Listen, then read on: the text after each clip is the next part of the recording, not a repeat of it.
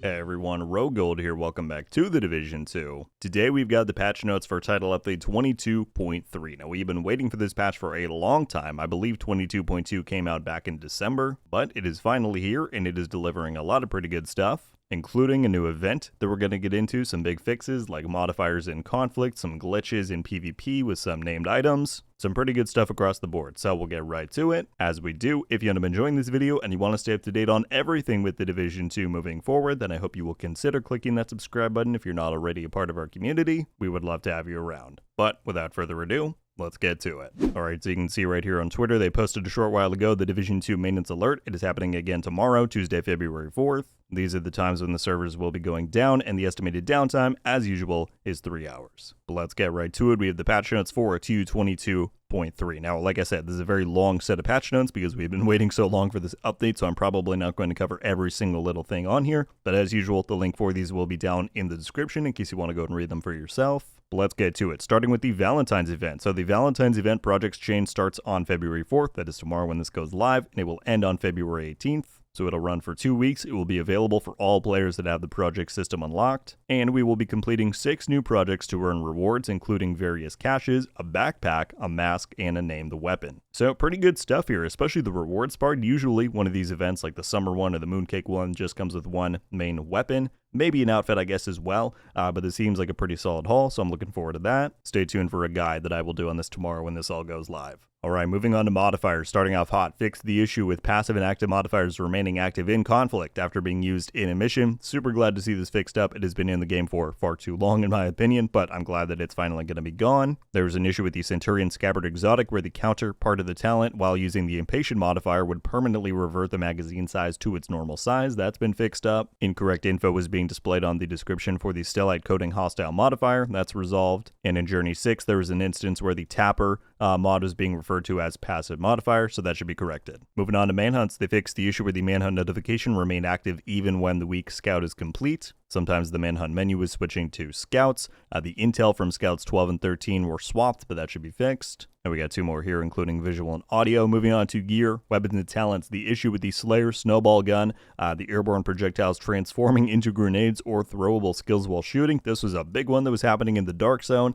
Glad they got it fixed up though. Hopefully it stays that way. Additionally, the issue where the grenades could be thrown infinitely while holding the cooler named weapon, that has been fixed up. It's always those event items, man. They got something in their coding that does not gel well with the rest of the game. They also fixed the issue with the skins not displaying on the Carbine 7 and the drill. Moving on to world tier removal, there were some instances where low-level agents were not receiving the bonus experience from activated directives. And I know I got a lot of reports on this one myself. Fixed the issue where level 40 TU-22 gear could drop starting at level 1. That should be fixed up. A bunch of stuff here under vanity, again, that I'm not going to cover in its entirety, but there were some missing colors from the light winter skin for the Carbine 7. They fixed clipping issues with all of these various different outfits. That's a ton. Some backpack straps are being stretched when equipping the Stalker 2 uniforms. That should be fixed. Some scarves were not following the proper guidelines. The shade brick was misplaced or floating on those following outfits. That should be fixed up. Specialization skins were disappearing when equipped from the apparel menu. And the permafrost jacket was causing some masks to disappear. All that should be fixed. Moving on to UI, again, a bunch of stuff in this category.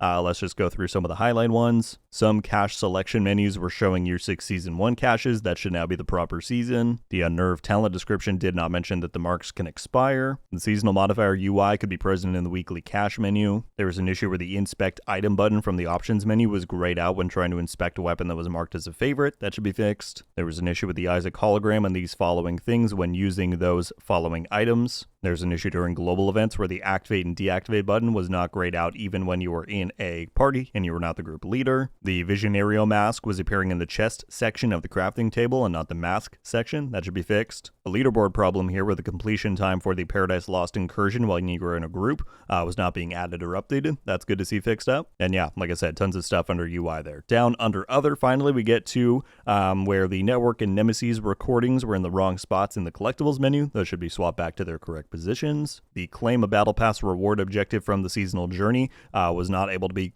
completed if you had already done the season pass by the time you got there. This is the case for myself since the thing bugged out, but that's now been fixed. There was an issue where some players were losing their Iron Horse and Dodge City projects after completing or after starting Woney. That should be fixed. Some text elements were overlapping in the key mapping section of the settings, presumably on PC, when using the large text size. That's been fixed up. And then as always, they fixed multiple audio issues. So there you go. That is the entirety of the patch notes for 2.22.3. Again, a lot of stuff in here. Again, because we've been waiting for this patch for so long. But yeah, this is everything that's on the way to the game tomorrow. So there you have it, my friends. That is a complete breakdown of Title Update 22.3. Once again, on the way to the game tomorrow. Let me know your thoughts and reactions to this patch. Again, after we've been waiting weeks and weeks for it. Does it contain all of the fixes and improvements that you were hoping to see? What are your thoughts and predictions on this new Valentine's event that we got coming our way? Yeah, any and everything that you might be thinking, leave it down below. I'll be curious to read your thoughts. That's going to do it for me today, though, folks. Thank you all so much for watching.